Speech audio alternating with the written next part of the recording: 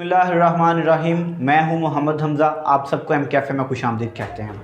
Last video के अंदर हमने डिस्कस किया था एग्जैक्ट डिफरेंशियल इक्वेशन। आज हम नॉन एग्जैक्ट डिफरेंशियल इक्वेशन के बारे में बात करेंगे कि किस तरह से नॉन एग्जैक्ट को एग्जैक्ट में चेंज किया जाता है। उसके लिए हमें ज़रूरत पड़ती है इंटीग्रेटिंग फैक्टर्स की। तो पहले हम बात करते हैं इंटीग्रेटिंग फैक्टर की कि किस तरह इंटीग्रेटिंग फैक्टर को यूज़ करते हुए नॉन एग्जैक्ट इक्वेशन को एग्जैक्ट बनाते हैं हम। आइए, इफ़ द डिफरेंशियल इक्वेशन, इस तरह की आपके पास कोई डिफरेंशियल इक्वेशन होती है, जारी सी बात है यहाँ पे dx है, यहाँ पे dy है, डेरिवेटिव इन्वॉल्व है, इस वजह से ये डिफरेंशियल इक्वेशन है। ये हमारे पास है is not exact but when it is multiplied by some function b of x and the resulting equation is this is called exact.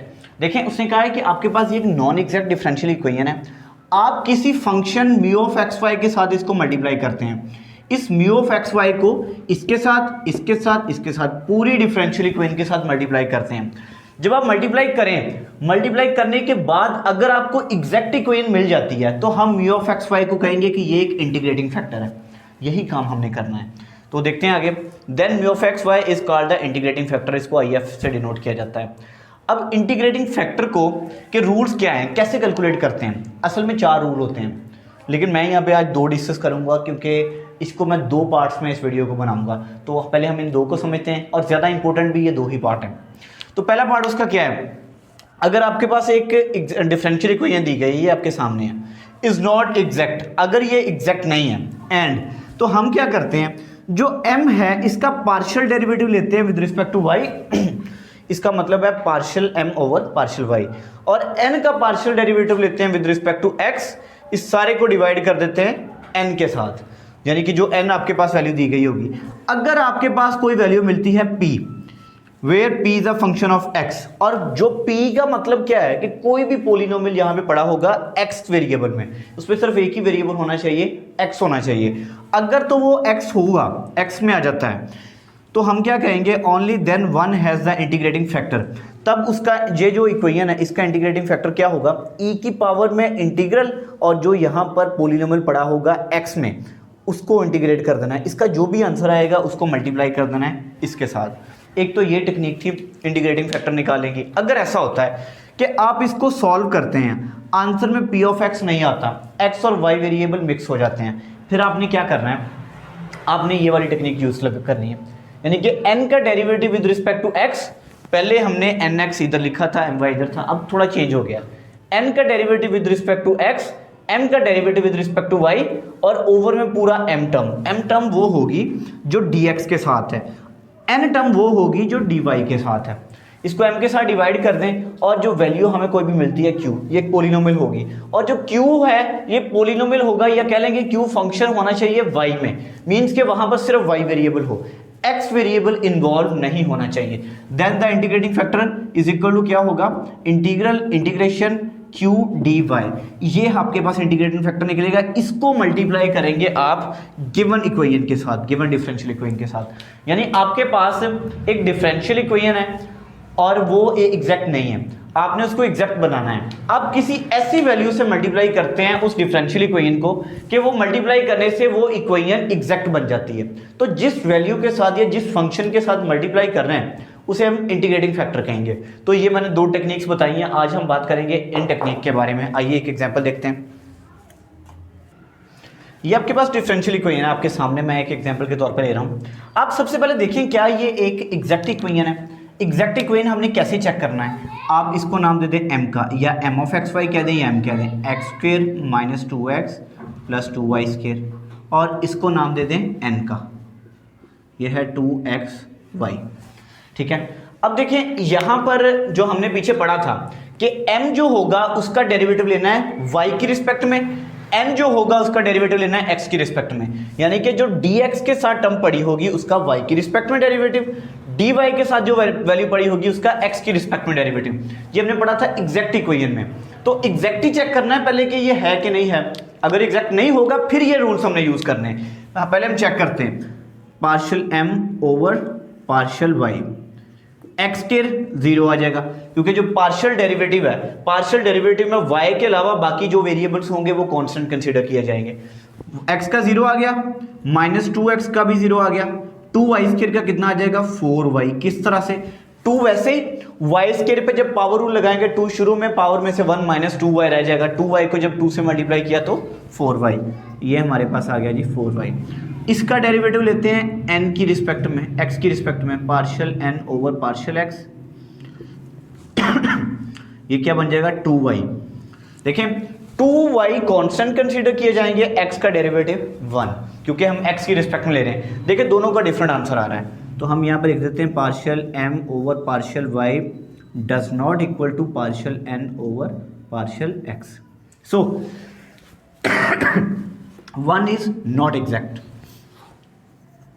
1 is not exact, ठीक है। अब देखें, अब हम इसको किसी तरह एग्जैक्ट बनाएंगे।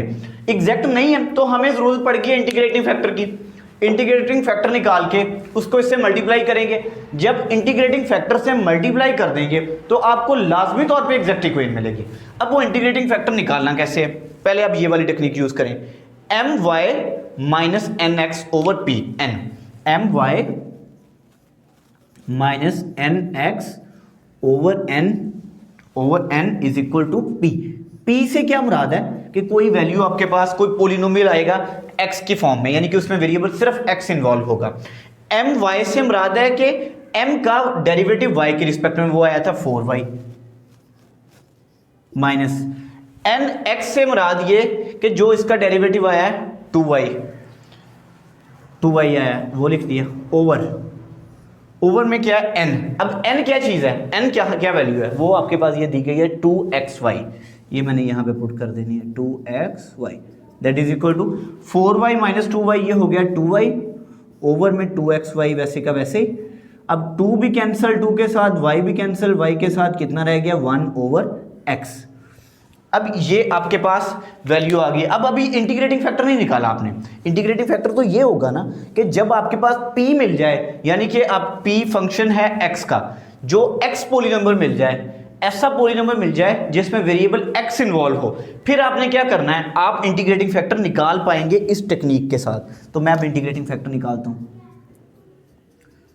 e की पावर इंटीग्रेशन में p ऑफ x, यानी कि जो यहां से आपको मिला है वो क्या मिला है 1 ओवर x dx।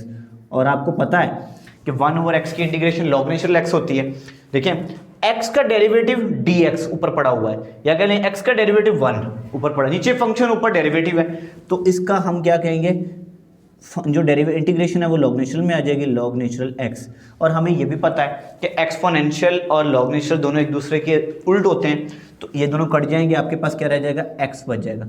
अब इस x को हम इस 1 इक्वेशन के साथ मल्टीप्लाई करेंगे, और मल्टीप्लाई करने के बाद जो वैल्यू हमें मिलेगी वो एग्जैक्ट होगी, यानी एग्जैक्ट डिफरेंशियल इक्वेशन होगी।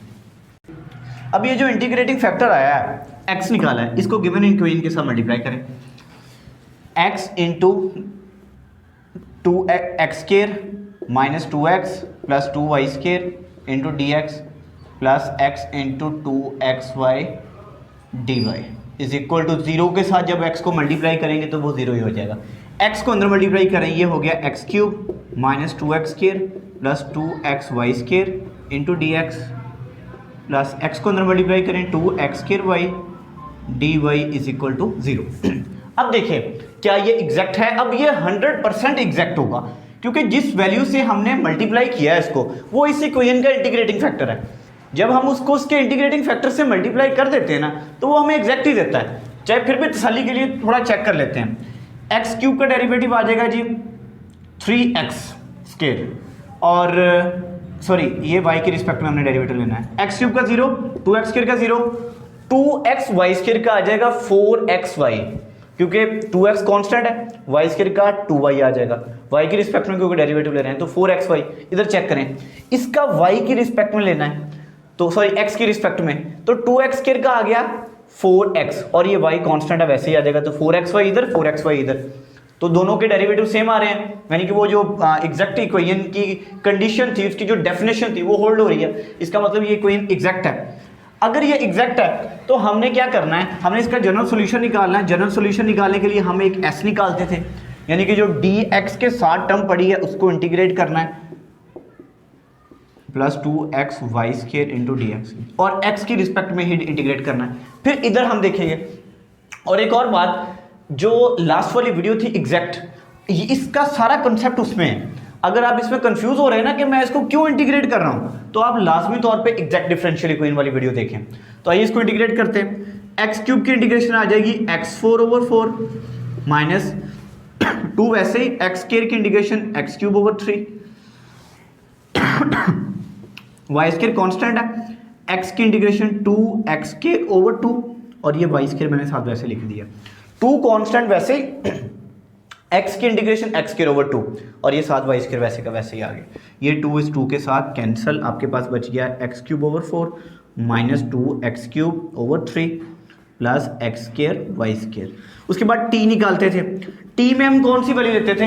यहां से हम वो वैल्यू उठाते थे जो x से फ्री हो, यानी कि जिसमें x ना लिखा गया हो। देखिए इस पूरी वैल्यू में तो x लिखा हुआ है, यहां से तो हम निकाल ही नहीं सकते ऐसी वैल्यू जिसमें x ना हो। ऐसा अगर होता 2xy प्लस 3 या 3y, तो आप यहां पर क्या करते, 3y ले लेते, सिर्फ इतने को, इसको इंटीग्रेट करते, इसको इग्नोर कर देते। लेकिन यहां पे तो x जान ही नहीं छोड़ रहा उसकी, वो तो उसके साथ ही है। तो हम क्या कहेंगे, इसका जो dy के साथ जो वैल्यू है उसका जो सोल्यूशन है वो आपके पास 0 आ जाएगा, क्योंकि आप किसी वैल्यू को भी इंटीग्रेट नहीं कर पा रहे, क्योंकि फ्री x से फ्री है ही नहीं है हम पे वैल्यू। तो ये भी निकल आया, s भी निकल आया। तो जनरल सॉल्यूशन हमारे पास क्या था, s plus T is equal to C. अब s की वैल्यू कितनी है, x4/4 minus 2x3/3 plus x2 Y square is equal to C.